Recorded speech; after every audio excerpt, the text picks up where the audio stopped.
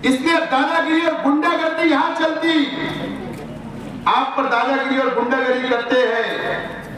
ये गुरुवार के आवाम को मैं आप लोगों का बहुत बहुत शुक्रिया अदा करता हूं। 5 बजे इलेक्शन का प्रचार खत्म हो जाएगा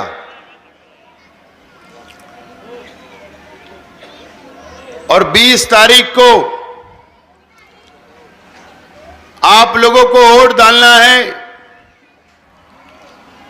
और आइंदा 5 साल के लिए आपका नुमाइंदा, आपका एमएलए आप लोगों को चुनना है।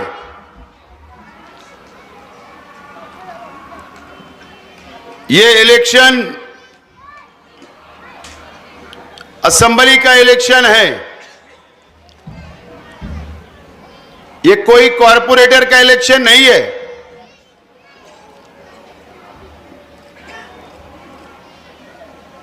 आपको एमएलए चुनना है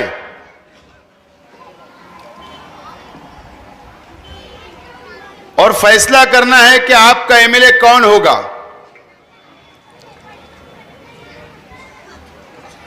आप लोगों ने बड़े अच्छे अंदाज में, शहर की आवाम ने, कार्यकर्ताओं ने, जिम्मेदारान ने अभी तक इलेक्शन बड़े अच्छे अंदाज में आप लोगों ने लड़ा। पुरअमन तरीके से आप लोगों ने इलेक्शन, और इस इलाके के पंटर लोग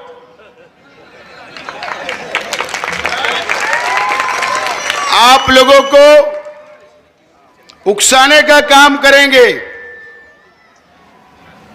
कि आपसे लड़ाई, उनसे लड़ाई कर लो।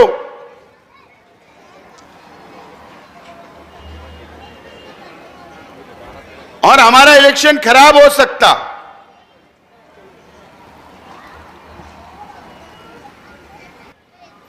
चाहे पवार वाली पुलिस डिपार्टमेंट हो, ये लाभ हमारे मुखालिफ में जो पार्टियां हैं,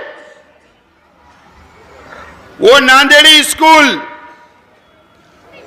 तहजीब स्कूल, जमूर स्कूल और चिराग प्राइमरी स्कूल के बाहर और डायमंड स्कूल के बाहर, यह हमारे लोगों को उकसाकर झगड़ा करना चाहते हैं, हमारी वोट को रोकना चाहते हैं। पुलिस डिपार्टमेंट यहां पर कड़ा बंदोबस्त दे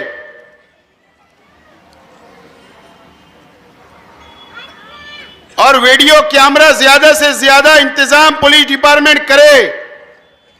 मैं अपील करता हूं और आप लोगों से भी अपील करता हूं कि हम लोगों को पोलिंग के बाहर कोई गर्दी नहीं करना है, भीड़ नहीं जमाना है। मोहल्ले में रहकर, गलियों में रहकर ज्यादा से ज्यादा वोट निकालकर पोलिंग तक पहुंचाने का काम हमको करना पड़ेगा। इलेक्शन लड़, हम लोग पोलिंग के बाहर गर्दी करते हैं, हमारी निशान का प्रचार करते हैं, लेकिन इस मर्तबा ऐसा नहीं करना है। मोहल्ले में रहकर, गली में रहकर और बाहर की ओर लाकर हम लोगों को पोलिंग बूथ तक पहुंचाने का काम आप लोगों को करना है। सबसे पहले तो मैं आप लोगों से अपील करता हूं, और अभी 5 बजे हमको हमारा झंडा, बैनर, पोस्टर सब निकाल लेना है, क्योंकि प्रचार खत्म हो जाएगा। बचा हुआ है जहां पर स्लिप नहीं है, बाहर अगर कोई गया है तो उनके घर तक जाकर स्लिप पहुंचाने का काम हम सबको मिलकर करना पड़ेगा। दोस्तों और साथियों, यह अपील मैंने कर दिया।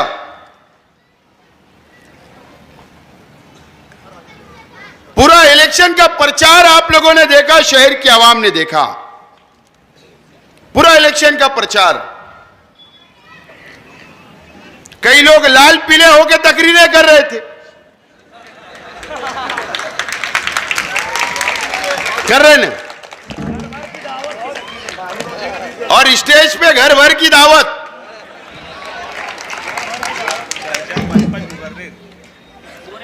पूरे घर भर की दावत। ये आपके मुफाद में, ये आपके हिमायत में, ये शहर के विकास, शहर का डेवलप और गरीबों के लिए वोट नहीं मांग रहे। ये शेख आसिफ की दुश्मनी में वोट मांग रहे हैं। शेख आसिफ की दुश्मनी में वोट मांग रहे हैं।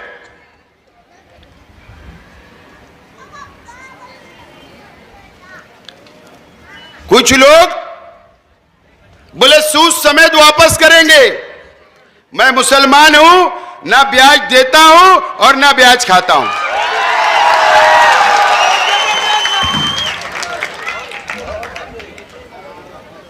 बराबर है ना?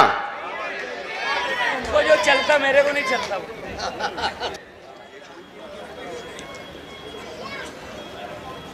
घोड़ा मैदान सामने होगा। ऐसी धमकी से शेख रशीद परिवार कभी डरने वाला नहीं है, कभी डरने वाला नहीं है।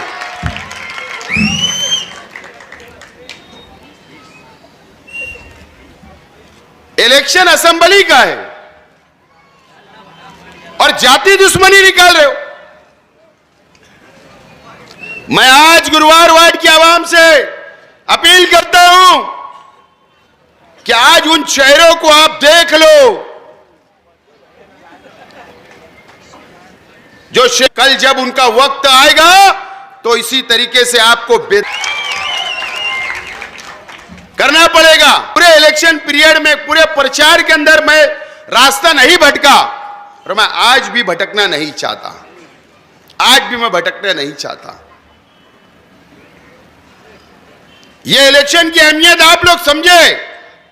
2019 का मैं 55% था और मेरे मुखालिफ 45% यहां से वोट लेकर गए। ऐसा क्यों हुआ? क्या नाराजगी थी मेरे परिवार से? क्या नाराजगी थी मुझसे? अगर आपको आज भी नाराजगी होगी तो मैं माफी चाहता हूं।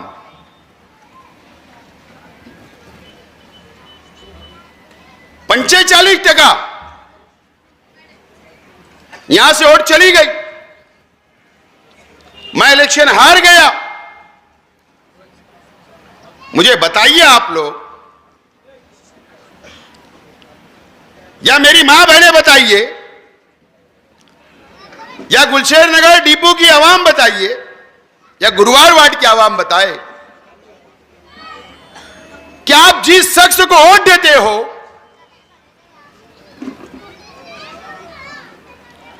जो एमएलए बने,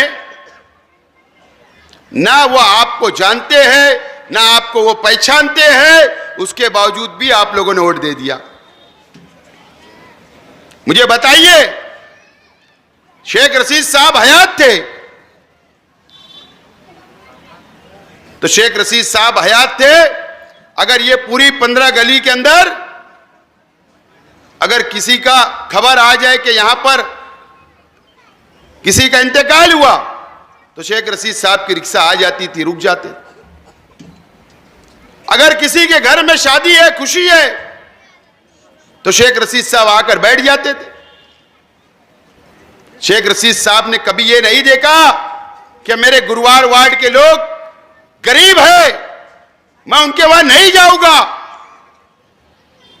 हमेशा शेख रशीद साहब आप गरीब लोगों के साथ रहे, आपके सुख और दुख में शामिल रहे। आज भी अगर मुझे फोन आ जाए कि फला के वहां ऐसा हुआ,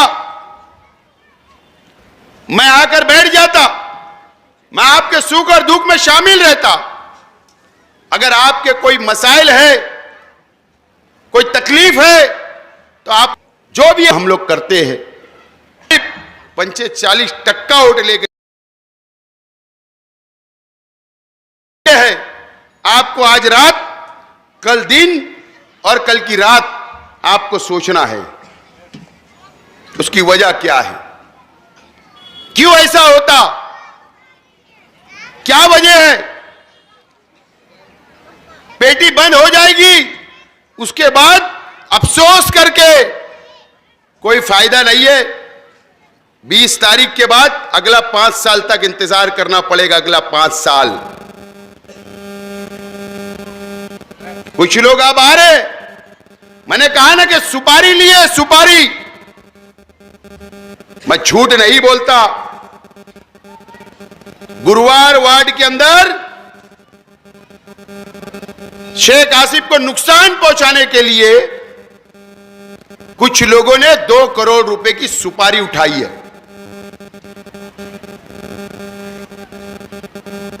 और यह वादा लिया है और वादा दिया है आज के एमएलए साहब को कि आप फिक्र मत करो, इस गुरुवार वार्ड से शेख आसिफ को नुकसान पहुंचाने का काम हम करेंगे। इस तरीके की सुपारी ली है। 2 करोड़ किसके नाम पे लिए? आपका सौदा हुआ, आपकी ऑटो का सौदा हुआ, मां बहनों की ऑटो का सौदा हुआ, घर भरने का काम ये कर रहे आपकी ऑटो के ऊपर। ऐसे लोग इस वार्ड से और इस वार्ड से कारपोरेटर है, ऐसे लोग हैं। 2 करोड़ रुपए का सौदा हुआ। क्या किया इन्होंने पता है?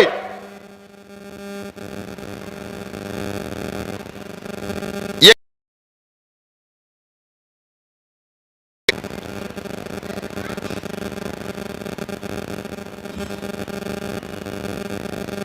उनके ही पार्टी के एक आदमी को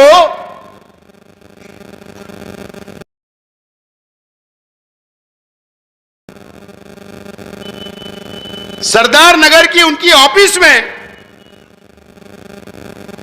400-500 लोगों के बीच के अंदर उसको गालियां दी गई, उसके ऊपर हाथ उठाया गया। इस तरीके की नीच हरकत इन लोगों की है।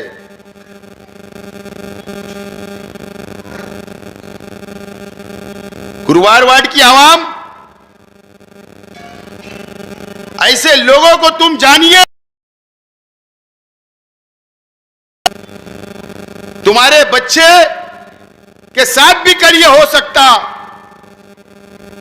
जाकर पूछिए इस्लामाबाद के आवाम से, जाकर पूछिए रविवार वार्ड की आवाम से। इतना जुल्म करते हैं वहां की आवाम के ऊपर, इतना जुल्म करते हैं, वो तंग आ चुके हैं वहां की आवाम।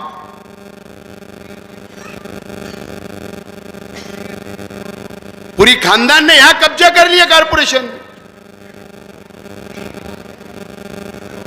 कब्जा करके,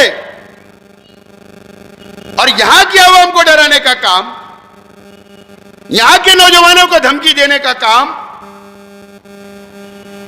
यहां की मां बहनों को धमकी देने का काम किया जा रहा है, और तुम बर्दाश्त करते हो। और किसके दम पे? आज के एमएलए के दम पर ये करते। सपोर्ट है आज के एमएलए का। इसलिए दादागिरी और गुंडागर्दी यहां चलती, आप पर दादागिरी और गुंडागर्दी करते हैं, ये गुरुवार वार्ड के आवाम को समझना है। किसी से डरना नहीं है। अरे आप गरीब हो लेकिन खुददार हो। गुरुवार वार्ड के आवाम गरीब जरूर हो लेकिन खुददार हो।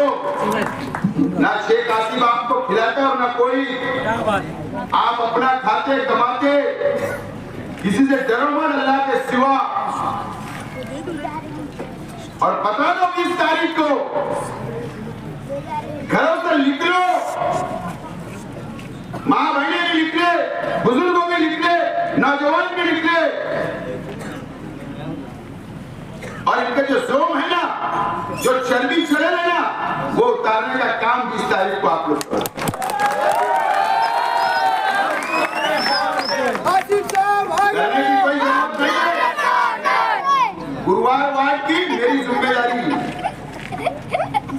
मैंने सुना यहाँ पर इलेक्शन के 2 दिन पहले जब डिक्लेयर नहीं हुआ कहीं यही कुर्सी लगी थी। ऐसा कैमरा आया था, दूरबीन से देख रहे थे, ये रोड, ये गली, ये टेप लगा रहे, वो टेप लगा रहे। 5 साल सो रहे थे, तब इलेक्शन डिक्लेयर होने वाला टेप लगाने आए। क्यों आए? मैं कुशेर नगर डिपो की आवाम से साफ तौर पर बात कहने के लिए आया हूं। हाई परचेज डिक्लेयर किसने किया? हम लोगों ने किया। आपको कार्ड किसने दिया? हम लोगों ने दिया हाई परचेज का। हम लोग क्यों नहीं 7 बरस, ये पता है क्यों नहीं किए? 1800 मकान अगर ये है तो बीच में से रास्ता नहीं है, बीच में एक रास्ता होना चाहिए। अगर हम आपको 7-12 का उतारा देने की कोशिश करते तो इसका लेआउट बनता, पहले लेआउट, बीच में से रास्ता निकलता, गलियां चौड़ी हो जाती, कई गलियां आधे मकानात को तोड़ना पड़ता था और घर को योजना में वो बिल्डिंग में जाना पड़ता था, उजाड़ दिया जाता था। इसलिए हमने नहीं किया और ये लोगों की साजिश है। ये आपको फंसाने का काम कर रहे हैं, धोखा देने का काम कर रहे हैं। आधी झोपड़पट्टी उखाड़ के ये घरकुल योजना के अंदर 11,000 कॉलोनी में ले जाने की साजिश थी। हम ऐसा होने नहीं देंगे और किसका मकान चले जाएगा कोई गारंटी नहीं। लेआउट के अंदर हम बेवकूफ है, हमको जीआर नहीं समझता। 5 साल पहले का जीआर हो, ये 5 साल बाद आकर मोल माफ कर रहे, आपको धोखा देने का काम कर रहे। इसके बाद अगर कोई टेप लगाने आया, दूरबीन लेके आए तो उसकी दूरबीन को लात मारो, उसके कान के नीचे दो, हटा दो। हम करेंगे, आप मुझे चुन कर दो, आप मुझे एमएलए बनाओ, हम करेंगे। 7 बरस दिलाऊंगा, लेकिन जैसी बस्ती है वैसे ही एक भी मकान को छूटने नहीं दूंगा, एक भी मकान छूटने नहीं दूंगा, ये वादा करता हूँ। आसिफ साहब आगे बढ़ो, आसिफ साहब आगे बढ़ो। आज के एमएलए मुफ्ती इस्माइल साहब,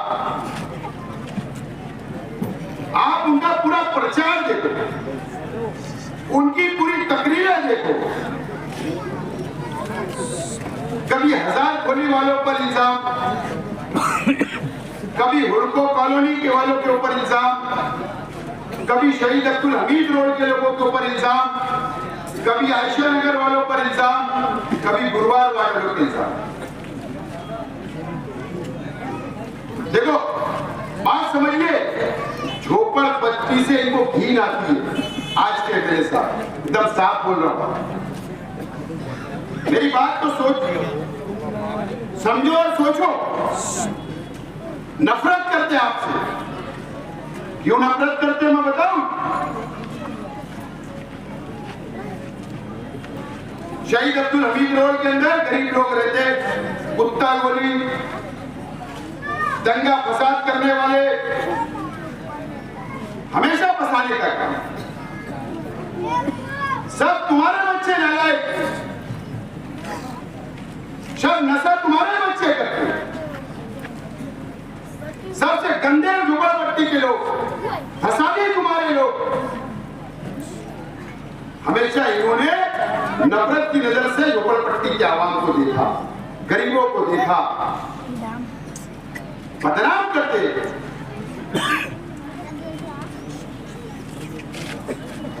और ये बंटर लोग उनकी बरकरी करते, वोट आप भी लेकर कारपोरेटर बनते और बदनाम भी आप लोगों को। आपके मैंने कहा था हुड़को कॉलोनी में आपको बदनाम किया जाता। मुझे बताइए आप लोग, क्या हमारी बच्चियों को रिश्ते आएंगे क्या ऐसे कैमरे बोलते हैं तकरीर में? क्या हमारे बच्चों को कई लड़कियां मिलेगी क्या? ये क्यों नहीं सोचते? क्यों बदनाम किया जाता शहीद अब्दुल हमीद रोड के लोगों को, आयशा नगर के लोगों को, गुरुवार वार्ड के लोगों को इस तरीके से बदनामी बोल के तो चले जाते, वोट ले लेते। सब परेशानी हमको उठाना पड़ती। जब हमारी बेटी पर रिश्ता आएगा तो बाहर के लोग बोलेंगे, यूट्यूब पर देखेंगे, वहां तो ऐसे लोग रहते, कोई रिश्ता नहीं करेगा। ये पूरी जिंदगी, पूरा परिवार खराब करने की तकलीफ करेंगे हमेशा। उनको जवाब देने का वक्त आ गया। आप देखें ना, इलेक्शन खसकता नजर आया, ठीक है, बीमारी और शिफा अल्लाह का। जो प्लान लाखों लोगों को है ना शहर में, लाखों। ये देखो रफीक भाई मुर्गे वाले दोस्त,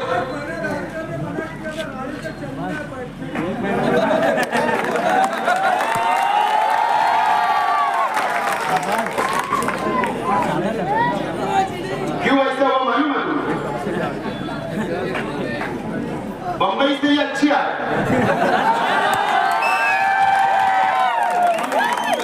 सुनो ना, वो 2 दिन मुंबई से आए हुए, हुड़को कॉलोनी का स्टेज, भैया बंबई से आए। बंबई से आकर ये स्टेज पे तकरीर वगैरह इन्होंने किया।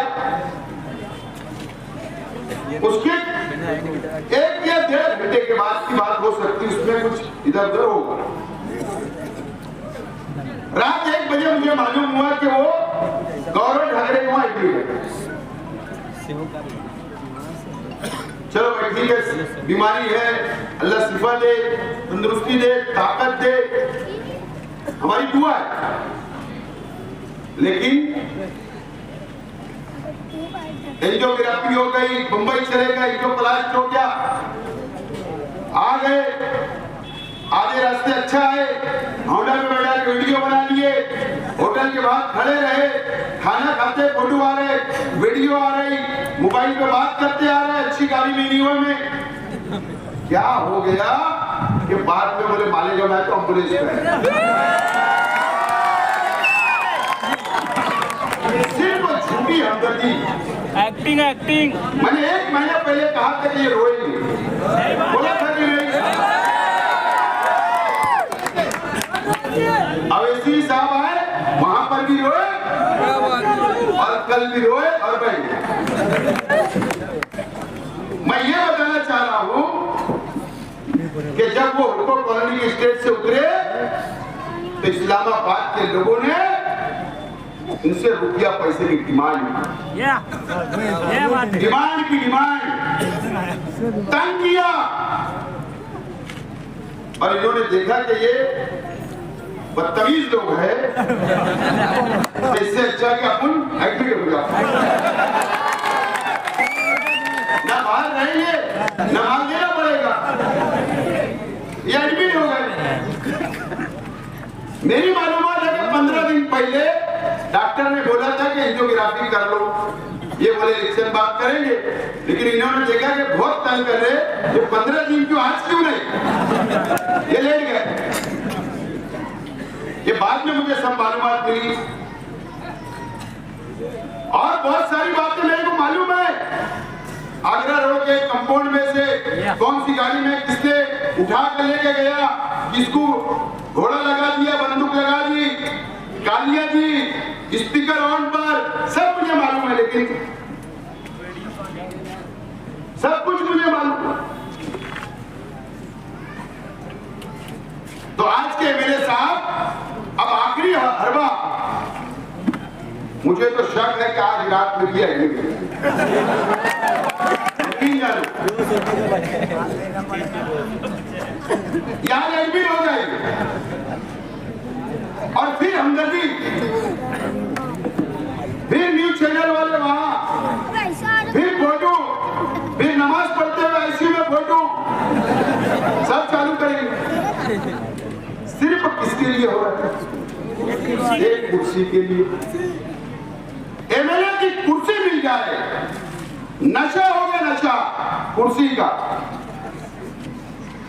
इस तरीके से आवाम को वोट मांगी जा रही और मां बहनों को मजलिस के नाम पे बुलाया जा रहा, दुआएं मजलिस, दुआ के लिए जमा किया जा रहा। मैंने सुना कि गुरुवार वार्ड के आवाम को 100-100 रुपए दिया गया, जमा किया गया हिलालपुरे में और मुंशी सामान नगर में, और वहां पे दुआएं मजलिस। अच्छी बात है, दुआ करना चाहिए किसके भी लिए। अगर मैं बीमार हुआ तो भी दुआ करो, कोई भी मुसलमान बीमार तो दुआ होना चाहिए, लेकिन दुआ के बाद वोट मांगी जा रही है। माँ बहनों को ये बहुत बीमार है, उनको खुश कर दो, उनको वोट देकर खुश कर दो, उनकी झोली में वोट डाल दो। मैंने कल भी कहा, सियासत अलग, मजहब अलग, बीमारी अलग, लेकिन सिर्फ कुर्सी के लिए ये शहर के अंदर इस तरीके का सियासत की जा रही है। ये शहर के आवाम को समझना पड़ेगा, आपको समझना पड़ेगा। बड़ा झुट्टा आगे गया।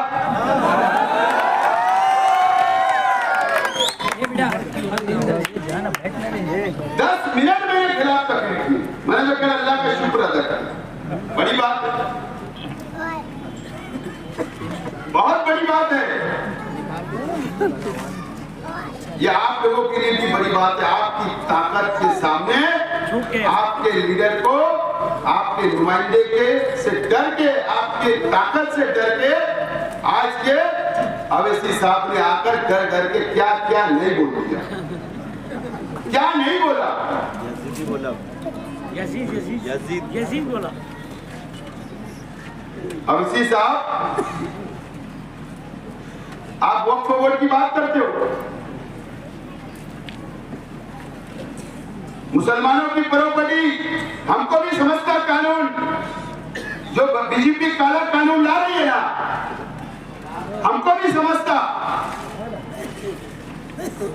आप पहले ये बताओ कि 700 एकड़ जमीन हैदराबाद में मुसलमानों की प्रॉपर्टी, वक्फ प्रॉपर्टी आपने जो कब्जा करके रखा है, जो कब्जा करके रखा, उसका क्या? जो आपकी वहां दादागिरी, गुंडागिरी चलती, उसका क्या? वहां के मुसलमानों को जो आप परेशान करते, उनकी जमीनें हथिया लेते, उसका क्या? उसके लिए नहीं बोलेंगे। अवैसी साहब बताओ कि आज के एमएलए साहब आपकी पार्टी के एमएलए थे, तो वक्फ बोर्ड के ताल्लुक से उन्होंने असेंबली में आवाज उठाई क्या?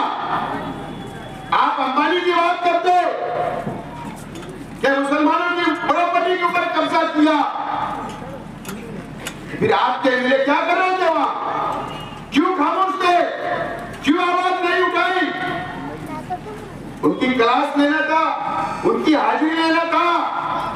आप बैठकर हैदराबाद में वीडियो बनाते कि कोल्हापुर की मस्जिद शहीद कर दी गई, सिर्फ इंटरव्यू लेने से होता है क्या? वहां पर कुरान शरीफ चलाया गया, मस्जिद शहीद कर दी गई, मुसलमानों को मारा गया। आपके एमएलए वहां क्या कर रहे थे असेंबली के अंदर? क्यों आवाज नहीं उठाई? उनको नहीं बोलोगे? सिर्फ वोट होना मुसलमानों की, जज्बाती बात करोगे, उनसे सवाल नहीं करोगे कि आपने आवाज क्यों नहीं उठाई? हमारी हुजूर की शान में गुस्ताखी होती है। आपके एमएलए ने असेंबली में आवाज उठाई क्या? मस्जिद में घुस के मारने की बात होती, आपके एमएलए ने आवाज उठाई क्या? आप कुछ नहीं बोलोगे आपके एमएलए, और आवाम को गुमराह करने के लिए पूरे हिंदुस्तान के अंदर बीजेपी को लिए पूरे मुसलमानों को तोड़ के आपने रखा, कमजोर करके आपने रखा, अहमियत खत्म कर दी मुसलमानों की आपने।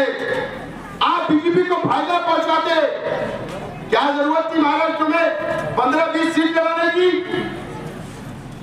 मुंबई में भी, भिवंडी में भी, मालेगांव में भी, धुलिया में भी, औरंगाबाद में भी 2, शोलापुर में भी। क्या ईमानदारी की एक बात बोलता हूं कि मैंने पार्टी बनाया ना, नहीं। जिस दिन रजिस्ट्रेशन आया, मंजूरी आई नई पार्टी की दिल्ली से, उसके दूसरे दिन मुझे 6 कॉल आए, 6 फोन आए।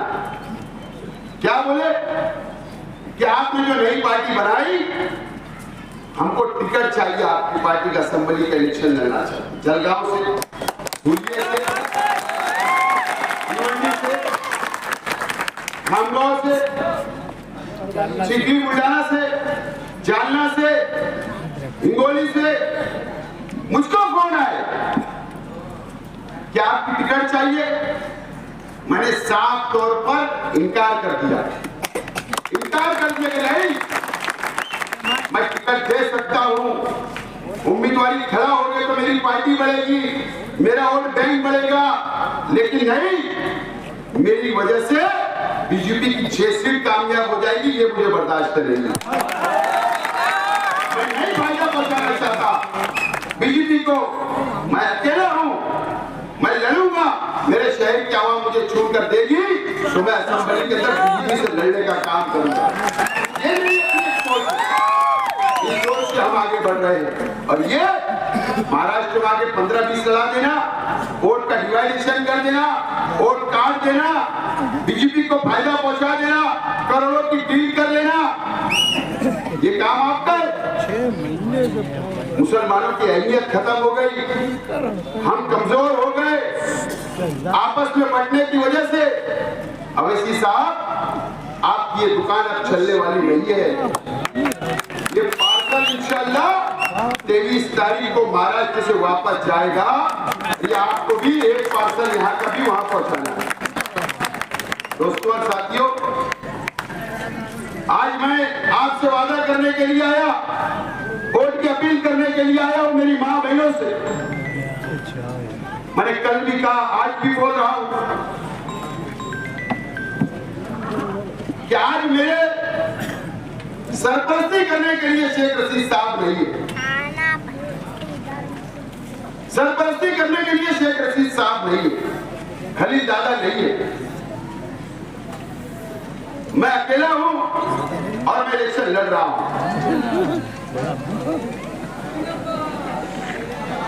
एमएलए साहब, आपने मुझे यतीम कहा। हाँ एमएलए साहब, मैं यतीम हूं। हाँ, मेरे वालिद भी नहीं है दुनिया में।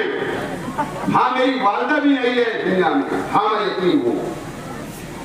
एमएलए साहब, आपने जामा मस्जिद से कहा कि शेख रशीद साहब फटी कमीज पहनकर आए थे त्रिकोट से। एमएलए साहब, आपने निहार अहमद और शेख रशीद साहब का पुकारा कराया था जीते जी।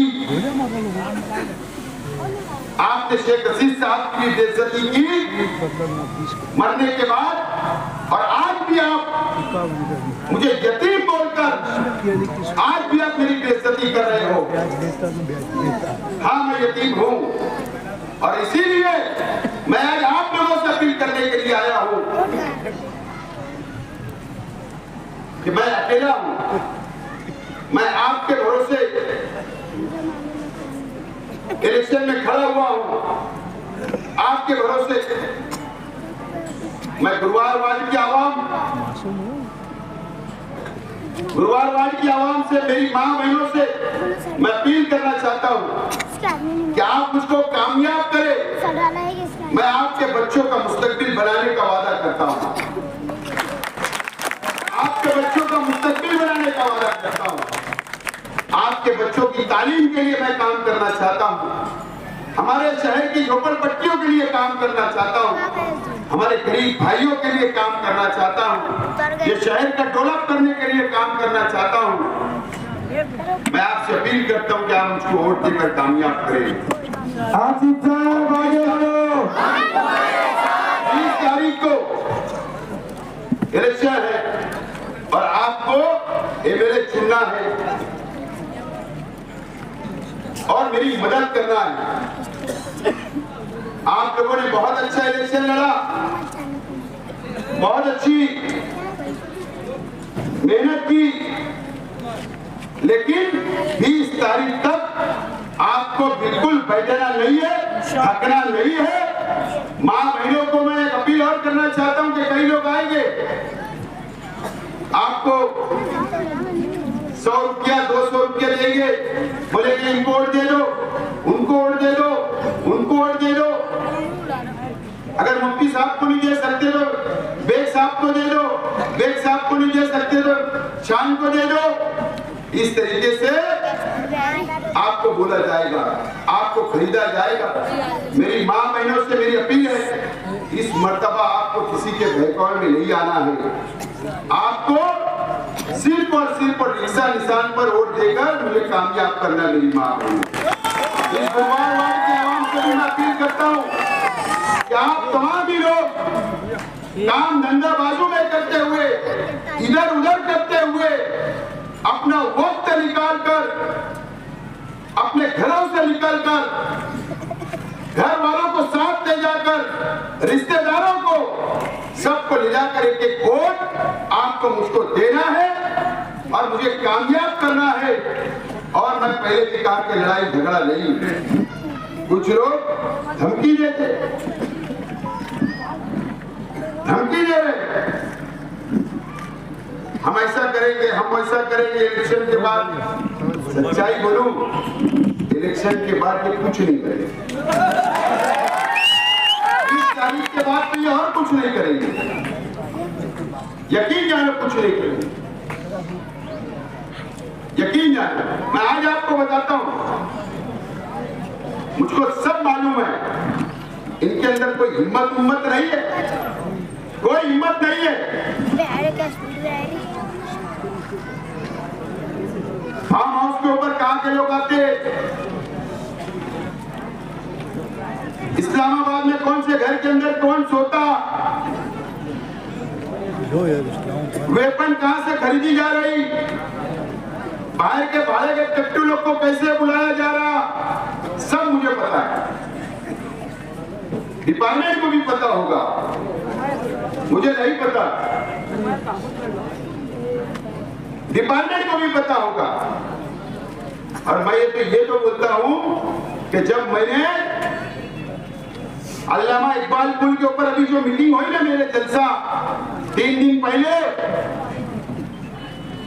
तो मुझको मालूम है कि 2 शूटर मेरे पीछे पब्लिक के अंदर थे, ये भी मुझे मालूम है। कौन स्टेज के पीछे से भागा ये भी मुझे मालूम है। तुम्हारी हिम्मत नहीं है और कौन रात के अंधेरे में तहजीब नई स्कूल के ग्राउंड में बैठा था, यह भी मुझे मालूम है। तुम क्या समझते हो, मुझे नहीं मालूम। इनके अंदर हिम्मत नहीं है, ये भाड़े के लोगों को मेरी और मेरे परिवार की सुपारी दे सकते, लेकिन मुझे अल्लाह का करम है कि सब मालूम पड़ जाता है, सब मालूम पड़ जाता है।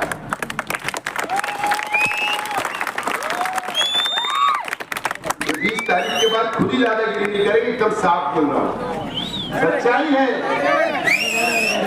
मैं जो बात बोल रहा हूं बिल्कुल सच है।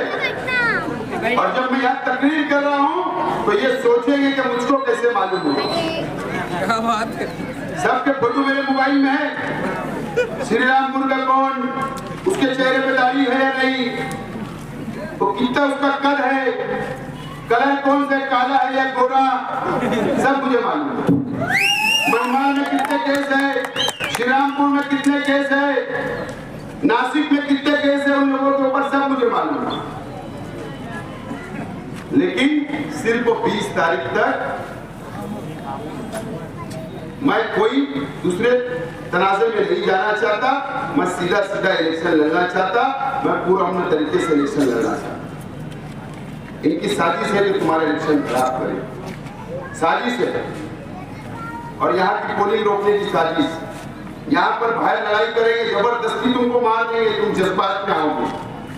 मैं पुलिस डिपार्टमेंट से आज लेटर भी किया हूँ, डिपार्टमेंट से बोल रहा हूँ, इलेक्शन कमिश्नर का कैमरा चल रहा है, उस कैमरे के अंदर भी बोल रहा हूँ, ये तमाम ही पोलिंग बूथ के ऊपर कड़क सिक्योरिटी चाहिए, कड़क सिक्योरिटी चाहिए, पाक साफ इलेक्शन होना चाहिए।